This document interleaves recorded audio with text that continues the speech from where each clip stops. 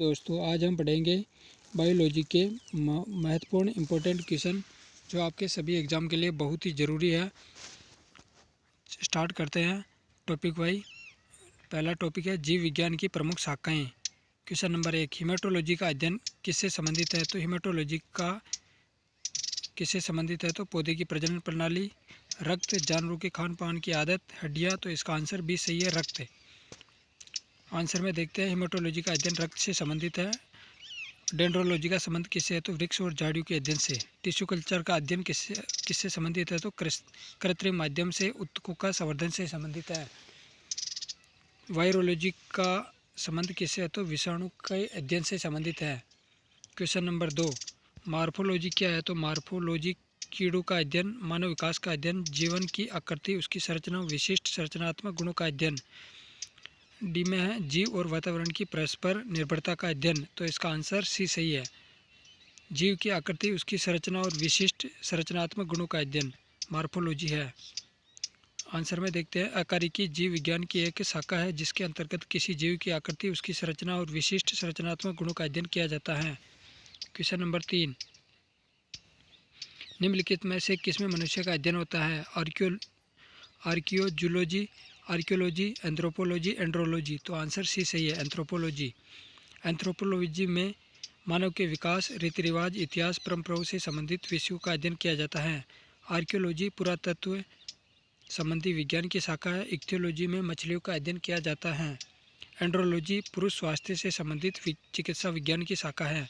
Question number 4, जंतु विज्ञान की किस शाखा का मानव जाति के समाजशास्त्र के अध्ययन से गहरा संबंध है? तो एम्ब्रियोलॉजी, जूजोग्राफी, फिजियोलॉजी, एंथ्रोपोलॉजी। तो इसका आंसर सही है, एंथ्रोपोलॉजी, डी।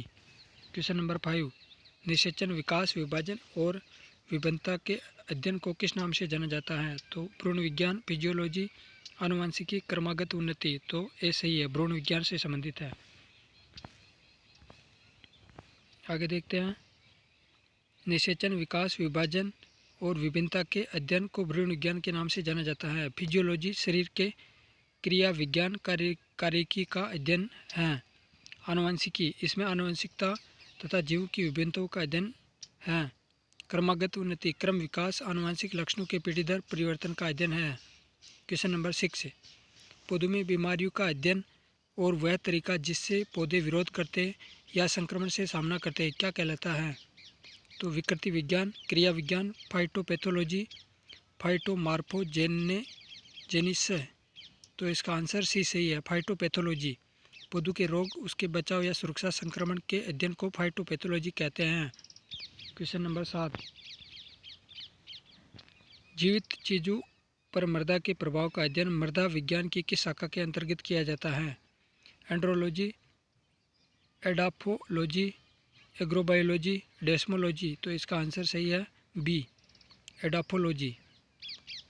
विज्ञान की शाखा और अध्ययन, एडाफोलॉजी में जीवित चीज़ों, मृदा के प्रभाव का अध्ययन, एंड्रोलॉजी में पुरुषों में बांझपन व यौन रोगों का अध्ययन, एग्रोबायोलॉजी में कृषि में पौधों का पोषण व जीवन का अध्ययन, डेस्मोलॉजी में एनाटॉमी के अंतर्गत स्नायुबंध का अध्ययन।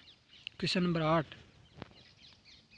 निम्नलिखित में से शरीर विज्ञान चिकित्सा की वह कौन सी शाखा है जो पुरुषों के विशिष्ट रोग एवं स्थितियों से संबंधित है?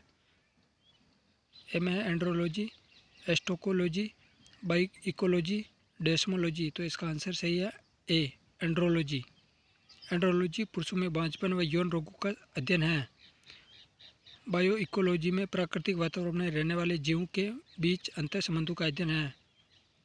एस्टाकोलॉजी में क्रेफिश का अध्ययन। डेस्मोलॉजी में शरीर रचना के अंतर्गत स्नायुबंध का अध्ययन है। क्वेश्चन नंबर 9, निम्नलिखित में से चिकित्सा विज्ञान की कौन सी प्रशाखा यकृत के उपचार और अध्ययन से संबंधित है?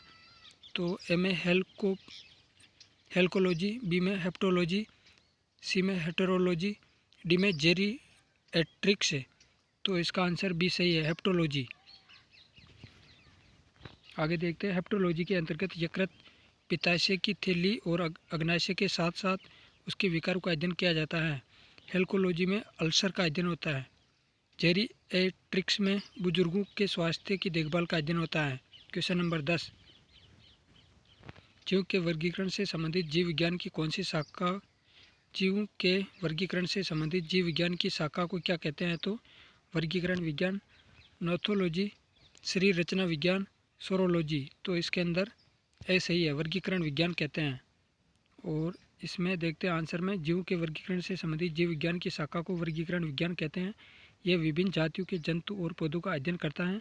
सन 1735 ईस्वी में कार्ल्स लिनियस ने सिस्टमा नेचुरी के आधार पर वर्गीकरण किया था। नेप्थोलॉजी, ये नोथोलॉजी नहीं है, नेप्थोलॉजी है। नेप्थोलॉजी में होता है धार्मिक, मानवीय प्रयास, ईश्वर शक्ति का अध्ययन। शरीर रचना विज्ञान यानी एनाटॉमी, एनाटॉमी में शरीर रचना, शरीर के चीर फाड़ का अध्ययन होता है। सोरोलॉजी यानी सोरोलॉजी के अंदर होता है लिम्नोलॉजी, यानी नदियों, झीलों, तालाबों, जल प्रपातों, आर्द्रभूमि और समुद्र से अलग उसका अध्ययन है। क्वेश्चन नंबर 11,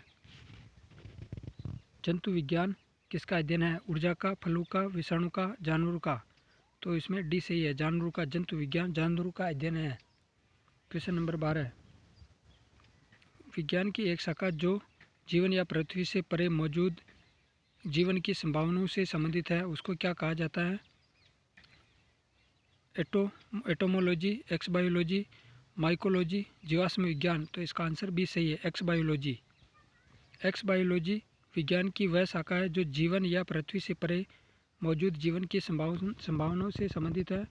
एटोमोलॉजी में शाखा के अंतर्गत कीटों का अध्ययन किया जाता है, और माइकोलॉजी के अंतर्गत कवकों तथा जीवाश्म विज्ञान के अंतर्गत, माइकोलॉजी में तो कवकों का अध्ययन, और जीवाश्म विज्ञान यानी पैलेंटियोलॉजी के अंतर्गत प्राणियों के पादपों के जीवाश्म अवशेषों का अध्ययन किया जाता है। क्वेश्चन नंबर 13, तत्व और मानव जैसी प्रजातियों जैसे कि बंदर, वानर, वनमानुष आदि के व्यवहार का अध्ययन क्या कहलाता है? तो एंथ्रोपोलॉजी, एथनोबोटनी, प्राइमेटोलॉजी, एपोलॉजी। तो इसका आंसर सी सही है, प्राइमेटोलॉजी। प्राइमेटोलॉजी कहलाता है। प्राइमेटोलॉजी, इसके अंतर्गत मानव जैसी प्रजातियों के व्यवहार का अध्ययन किया जाता है। लोक वनस्पति विज्ञान की वह शाखा है जिसमें वनस्पति और लोगों के पारस्परिक संबंधों का वैज्ञानिक अध्ययन किया जाता है। एंथ्रोपोलॉजी विज्ञान की वह शाखा है जिसमें मानव के विकास, रीति रिवाज, इतिहास, परंपराओं से संबंधित विषयों का अध्ययन किया जाता है। क्वेश्चन नंबर 14, निम्नलिखित में से कौन सा मकड़ियों का अध्ययन है? ए में अर्कनोलॉजी, एंथ्रोपोलॉजी, एपियोलॉजी, साइनोलॉजी। तो इसके अंदर है आंसर ए, अर्कनोलॉजी। अर्कनोलॉजी में मकड़ियों का अध्ययन होता है। एंथ्रोपोलॉजी में मानव की संस्कृति या सभ्यता का अध्ययन होता है। एपिकोलॉजी में मक्खियों का अध्ययन होता है। साइनोलॉजी में कुत्तों का अध्ययन होता है। ये क्वेश्चन आपके लिए बहुत ही इंपॉर्टेंट है। ये क्वेश्चन हर किसी एग्जाम में एक ना एक क्वेश्चन जरूर आता है। क्वेश्चन नंबर 15 है, सोरोलॉजी। सोरोलॉजी किसका अध्ययन है? तो सोरोलॉजी मच्छर, छिपकली, तिलचट्टा, सांप। तो इसका आंसर बी, छिपकली। सोरोलॉजी छिपकली का अध्ययन है। एंटोमोलॉजी में कीट पतंगों का अध्ययन किया जाता है। सर्पेटोलॉजी में सांपों का अध्ययन किया जाता है। क्वेश्चन नंबर 16, लिखित दस्तावेज है जो एक मानव विज्ञानी संस्कृति का चित्रण दर्शाते अनुसंधान से तैयार किया जाता है। कौन सा है जो संस्कृति का चित्रण लिखित दस्तावेज के लिए काम में आता है? तो एथनोग्राफी, कल्चर रिलेटिक्स, एथनोसेट्रिम्स, एथनोबोटनी। तो इसके अंदर है ए सही है, एथनोग्राफी। एथनोग्राफी होता है। तो इसमें देख लेते हैं, एथनोग्राफी लोगों और संस्कृतियों का व्यवस्थित अध्ययन है। यह सांस्कृतिक घटनाओं का पता लगाने के लिए डिजाइन किया जाता है, जहां शोधकर्ता अध्ययन के विषय को देखने के लिए समाज को देखता है।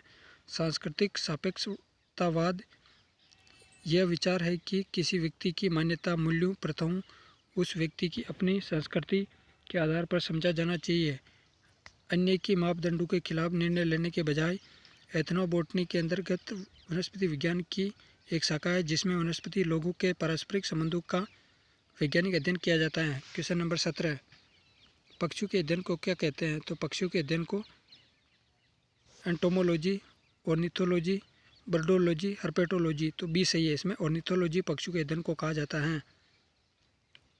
ऑर्निथोलॉजी पक्षियों के अध्ययन को कहते हैं।